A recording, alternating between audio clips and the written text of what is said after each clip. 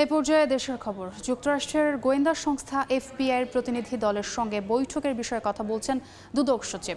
সরাসরি যাচ্ছি সেখানে।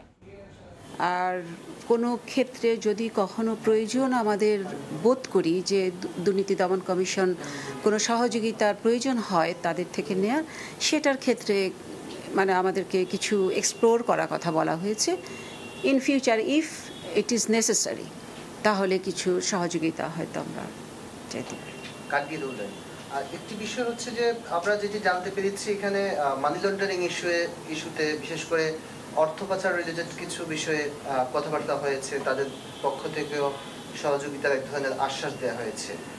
তো আপনি জানেন যে অর্থ পাচার রিলেটেড ইস্যুটা মানে অন্তর্বর্তীকালীন সরকার প্রধানও বলেছেন যে যারা পাচারের টাকাগুলো ফেরানোর জন্য সরকারও নানামুখী পদক্ষেপ নিয়েছে এবং তার একটি বড় রোল প্লে করতে পারে দুর্নীতি দমন কমিশন। তো সেই বিষয়ে আপনার বক্তব্যটা আসলে কি? পাচারের টাকা ফেরানোর ক্ষেত্রে আপনাদের চেষ্টা আছে কিনা? এইসব এফবিআই সহ অন্যান্য সংস্থাগুলোর আপনারা সহযোগিতা নেবেন কিনা? মানি লন্ডারিং এর ইস্যুটা তো আসলে দুর্নীতি দমন কমিশনের নতুন ইস্যু নয়, অ্যাকচুয়ালি সবসময়ই হচ্ছে। এখন বর্তমান পরিস্থিতিতে এই ধরনের কার্যক্রমে যদি কোনো সহযোগিতার প্রয়োজন হয় নিশ্চয়ই দুর্নীতি দমন কমিশন সেই সহযোগিতা নিবে। আপনারা উদ্যোগ নিচ্ছেন কিনা? গতকাল অর্থ উপদেষ্টাও বলেছেন যে পাচার হওয়া টাকা ফিরিয়ে আনতে টাস্ক ফোর্স গঠন করা হয়েছে। দুদক আসলে কি ধরনের কার্যক্রম নিচ্ছে? দুদকের আমাদের যে একটা উইং আছে মানি লন্ডারিং এর কার্যক্রম, পাচারকৃত অর্থ কিভাবে উদ্ধার করা যায় সে ব্যাপারে তো অবশ্যই কার্যক্রম চলছে।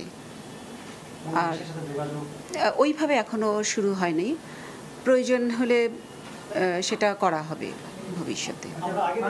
সাবেক প্রধানমন্ত্রী একজন খালেদা জিয়ার ছেলে আরাফাত রহমান কোকর টাকা দুদক ফিরিয়ে এনেছিল, তখন আমরা রাজনৈতিক প্রেক্ষাপট চেঞ্জ হয়েছে। আপনারা আসলে এখন হাত গুটিয়ে থাকবেন না, আসলে একটা স্ট্রংলি আপনারা বিষয়টা দেখবেন?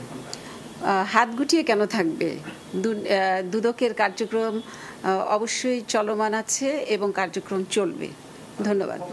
আরেকটা বিষয় মাননীয় সচিব, সেটা হচ্ছে যে সরকার টাস্ক ফোর্স গঠন করছে অর্থ মন্ত্রণালয়ের উদ্যোগে, সেখানে দুদকের একটা পার্ট রয়েছে। সেখানে দুদকের ভূমিকাটা কি হবে বা ইতিমধ্যে আপনাদেরকে ডেকেছে কিনা এই বিষয়টা যদি একটু বলতেন। না, এই ব্যাপারে এখনো আমরা এরকম কোনো পাইনি। টাস্ক ফোর্সের গঠনটা কিভাবে হয়েছে আমাদের কাছে আসলে সেক্ষেত্রে অবশ্যই দুদকের কার্যক্রম যেরকম দেয়া থাকবে আমাদের দায়িত্ব সেটা অবশ্যই আমরা পালন করব। টাস্ক ফোর্সের গঠন কাঠামোটা কিভাবে হয়েছে সেটা আমাদের কাছে এখনো আসেনি, পাইনি।